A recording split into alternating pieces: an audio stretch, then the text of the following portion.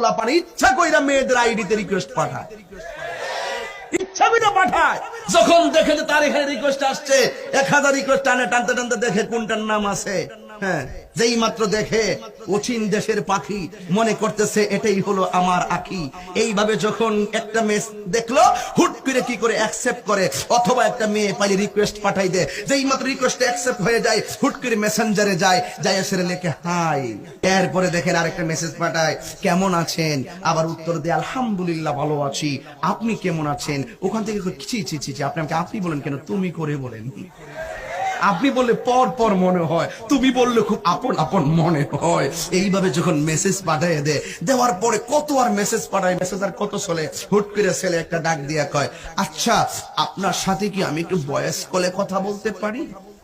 তখন ভয়েস কলে পাঠায়, আপনার বাড়ি কোথায়? হুট করে মেয়েটা যদি ভয়েসটা পাঠায়, আমার বাড়ি হলো পটুয়াখালী।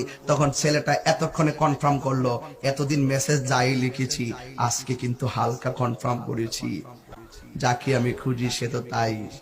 এরপরে কয়েকদিন পরে কনফার্ম করার পরে একদিন হঠাৎ করে রাত্রেবেলা কয়, যদি কিছু মনে না করেন একটু ভিডিও কলে কি কথা বলা যাবে? কথা ঠিক আছে? আমি কি বাড়িয়ে কিছু বলেছি?